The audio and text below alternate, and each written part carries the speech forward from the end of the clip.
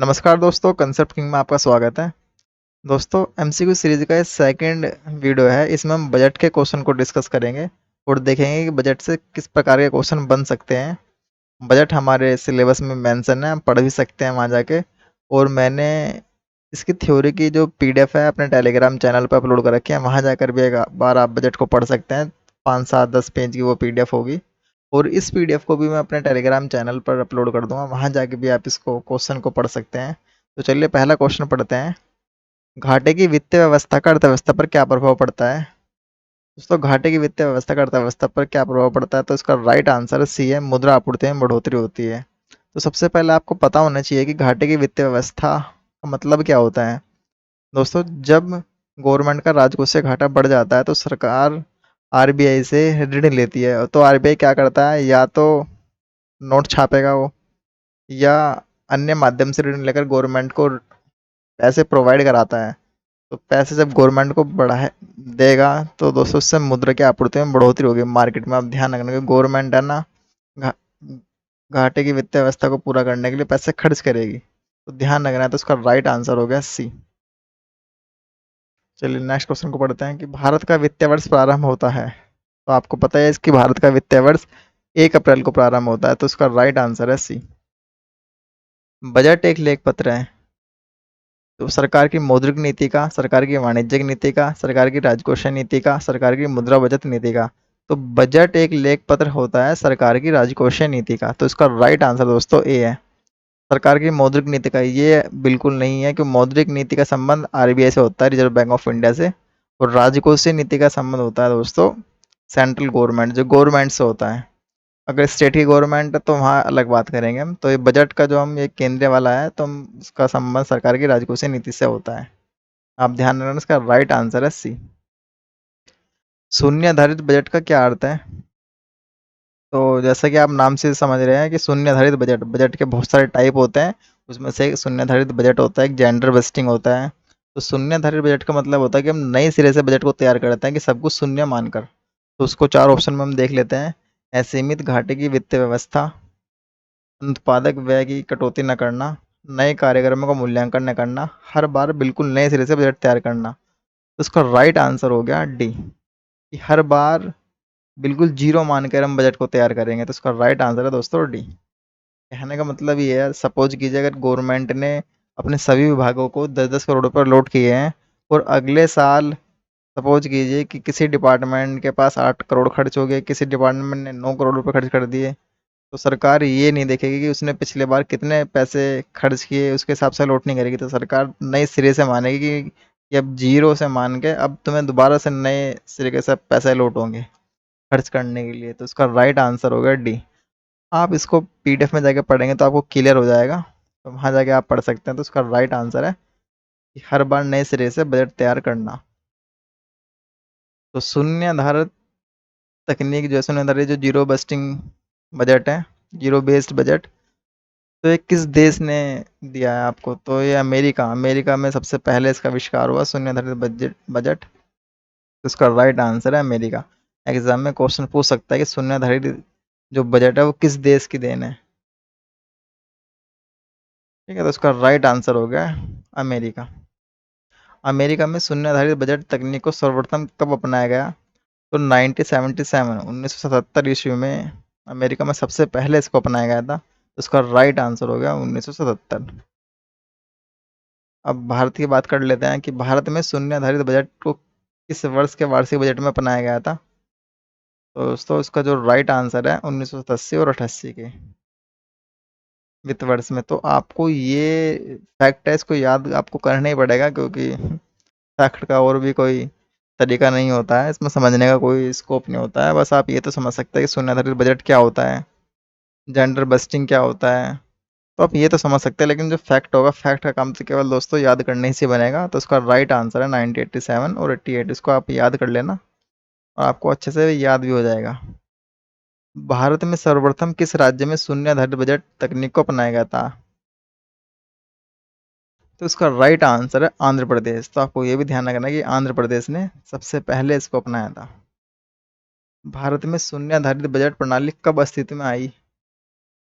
तो पंचवर्षीय योजना अगर आपने अच्छे से पढ़ी हो तो उसमें आप पता लगेगा आपको 7वीं पंचवर्षीय योजना के तहत तहत ही आपको शून्याधारित बजट प्रणाली अस्तित्व में आई थी। ठीक है, तो आप कमेंट बॉक्स में जाके बताना कि प्रथम पंचवर्षीय योजना कब अपनाई गई थी 1951 में। तो एक मैं पंचवर्षीय योजना से संबंधित वीडियो लेकर आऊँगा आपके सामने बहुत जल्द, और उसमें डिस्कस करेंगे कि किस पंचवर्षीय योजना में क्या-क्या चीज़ हुई थी, या किस पंचवर्षीय को कब निलंबित कर दिया गया था। तो ये सब चीज़ मैं आपको एक वीडियो में लेकर आऊँगा। तो उसका राइट आंसर है 7वीं पंचवर्षीय योजना। आपको ध्यान रखना है यहाँ पे, शून्य आधारित बजट प्रणाली 7वीं पंचवर्षीय योजना में अस्तित्व में आई थी। आप इसको खुद से भी जाकर पढ़ना, गूगल पे सर्च करना 7वीं पंचवर्षीय योजना क्या है, कहाँ से आई है ये सब पढ़ना। और सबसे पहले जो पंचवर्षीय योजना है किस देश ने मतलब लागू की थी, तो ये बताना, या हमने कहाँ से अडॉप्ट की है। तो आप पाएंगे जो रूस सोवियत संघ था, वहाँ से हमने ये अडॉप्ट की है। चलिए नेक्स्ट क्वेश्चन देखते हैं। एक बात आप यहाँ ध्यान रखना है कि जो बजट शब्द है ये संविधान में कहीं भी मेंशन नहीं है, जबकि संविधान में इसके जगह वार्षिक वित्तीय विवरण को ही बजट कहा जाता है। तो आप ध्यान रखना कि संविधान में वार्षिक वित्तीय विवरण लिखा गया है, ना कि बजट। मतलब एक ही है दोनों का, लेकिन संविधान में जो लैंग्वेज है वो वार्षिक वित्तीय विवरण की है। तो आप ध्यान रखना है, एग्जाम में उस क्वेश्चन पूछ सकता है कि संविधान में बजट शब्द का उल्लेख किया गया है, तो आप गलत लगाना, क्योंकि संविधान में बजट शब्द का उल्लेख नहीं किया गया है, कि संविधान में वार्षिक वित्तीय विवरण शब्द का इस्तेमाल किया गया है। तो पढ़ते हैं, वार्षिक वित्तीय विवरण संसद के दोनों सदनों के समक्ष पहुंचाया जाता है।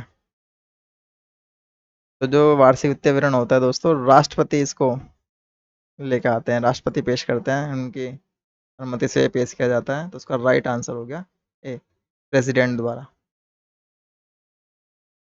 भारत सरकार की कुल कर आय में सर्वाधिक योगदान होता है। तो भारत सरकार की कुल आय में दोस्तों केंद्रीय आबकारी कर का योगदान होता है सबसे ज़्यादा। चलिए नेक्स्ट क्वेश्चन को देखते हैं, अगला बढ़ते हैं।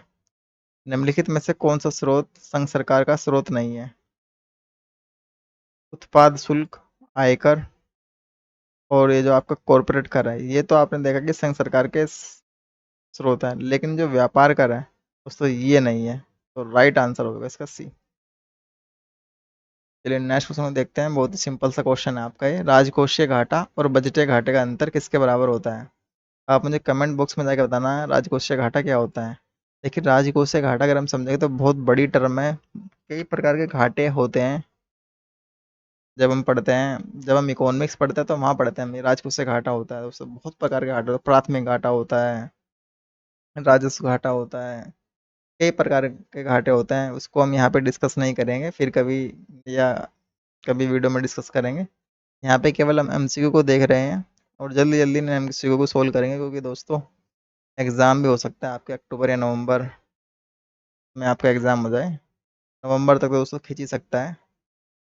चलिए क्वेश्चन पढ़ते हैं, राजकोषीय घाटा और बजटीय घाटे का अंतर किसके बराबर होता है?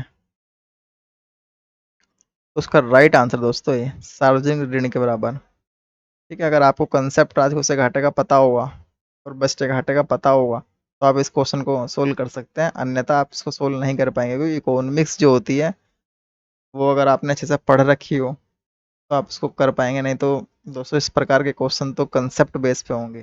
ठीक है, चलिए नेक्स्ट क्वेश्चन को देखते हैं। निम्नलिखित प्रत्यक्ष करों में से किस कर से सरकार को अधिकतम राजस्व की प्राप्ति होती है? तो आप देखना है जो बजट वगैरह राजकोषीय घाटा ये सब बजटिंग का पार्ट है, ध्यान रखना है आपको।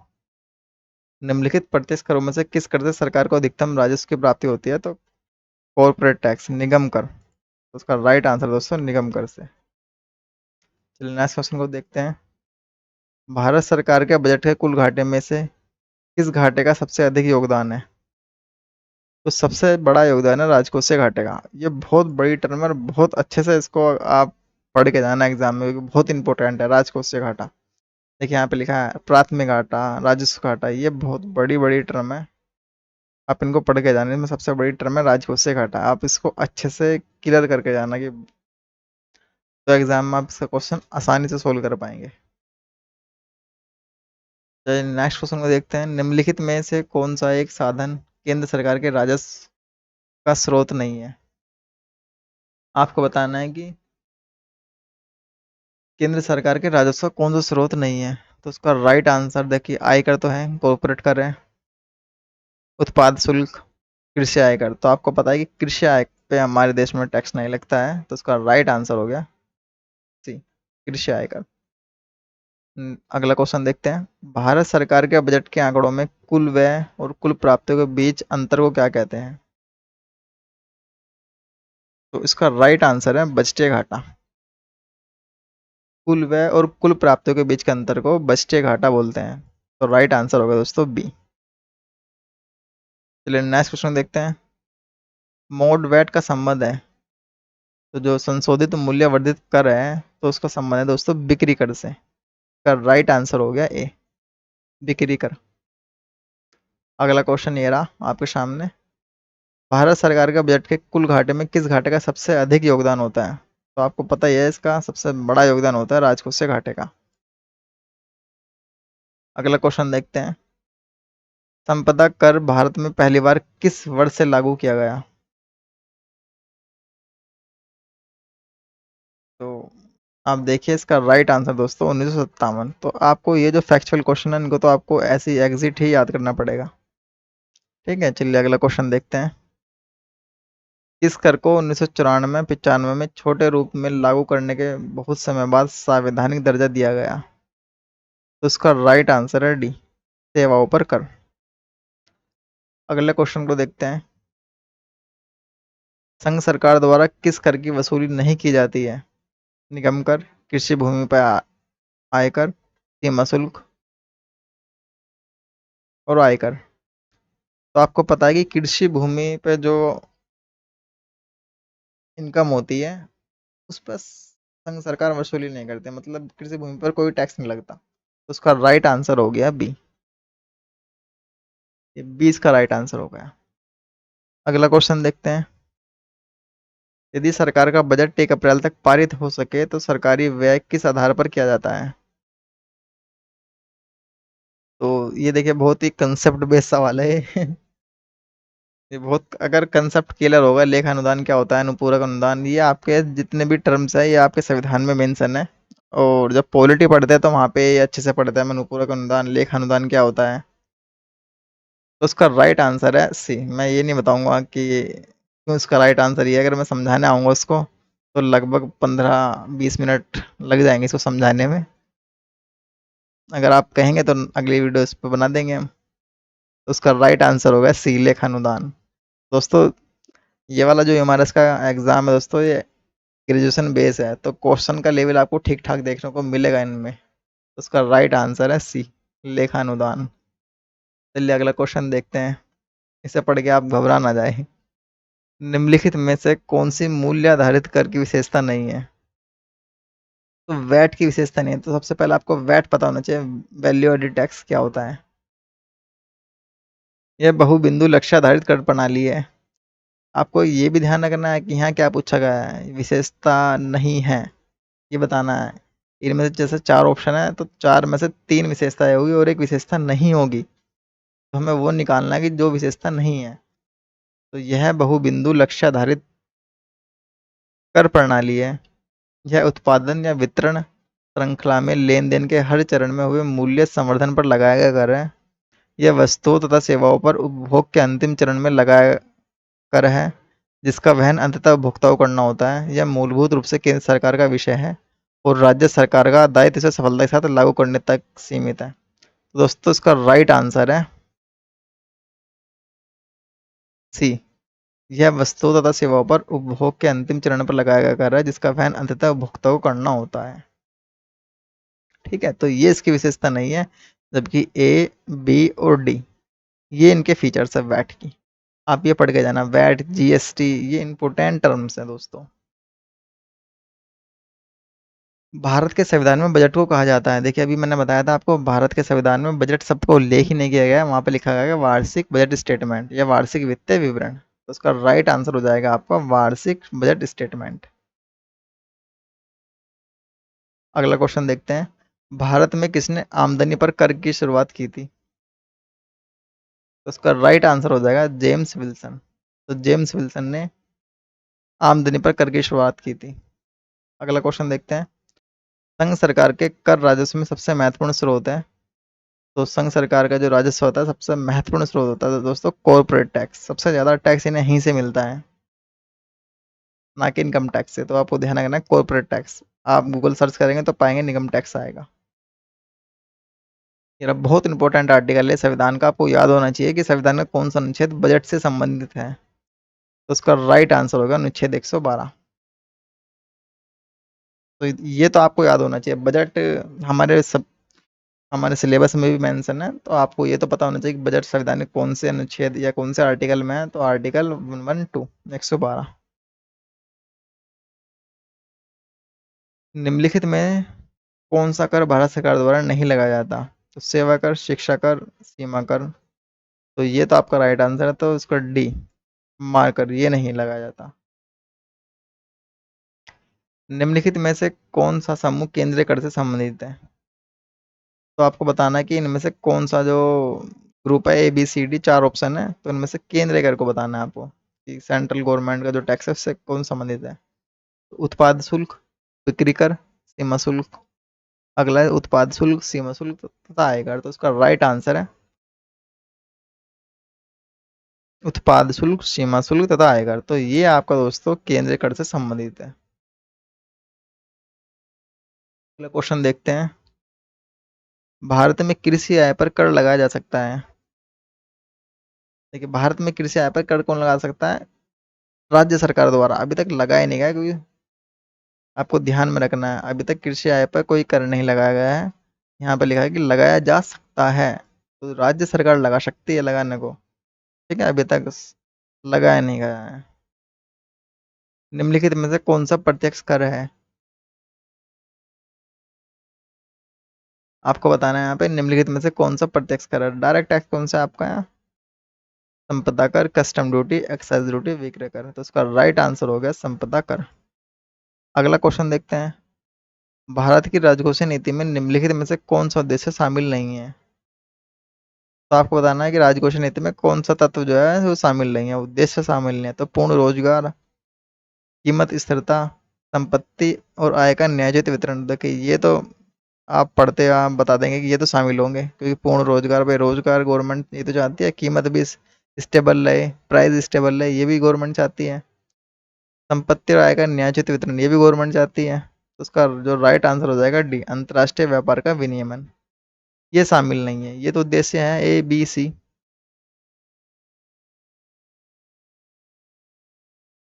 अगला क्वेश्चन देखते हैं। कराधान का उपकरण है, उसका राइट आंसर हो जाएगा राजकोषीय नीति का। कराधान जो उपकरण है वो राजकोषीय नीति का उपकरण है। अगला क्वेश्चन देखते हैं। ये दोस्तों बाइलिंगुअल इसलिए नहीं है क्योंकि ये पीडीएफ काफ़ी टाइम पहले ही मैंने बना दी थी। उसके बाद मतलब पीडीएफ एडिट करने में बहुत टाइम लगता है। तो जो अगली वीडियो होगी वो बाइलिंगुअल होगी, क्योंकि अब जो वीडियो पीडीएफ में बनाऊंगा, कंटेंट बनाऊंगा, तो हिंदी और इंग्लिश दोनों में बनाऊंगा। अगला क्वेश्चन देखते हैं। भारत सरकार का व्यय किस सब्सिडी के कारण अधिकतम है? तो आपको ध्यान रखना है, ये यहाँ पे दोस्तों गलत मेंशन है, ये ध्यान रखना है। यहाँ पे सब्सिडी, भारत सरकार का व्यय किस सब्सिडी के कारण अधिकतम होता है? दोस्तों तेल। तो दोस्तों तेल पे ही गवर्नमेंट सबसे ज़्यादा सब्सिडी देती है, इसी के कारण सबसे ज़्यादा खर्च गवर्नमेंट का होता है।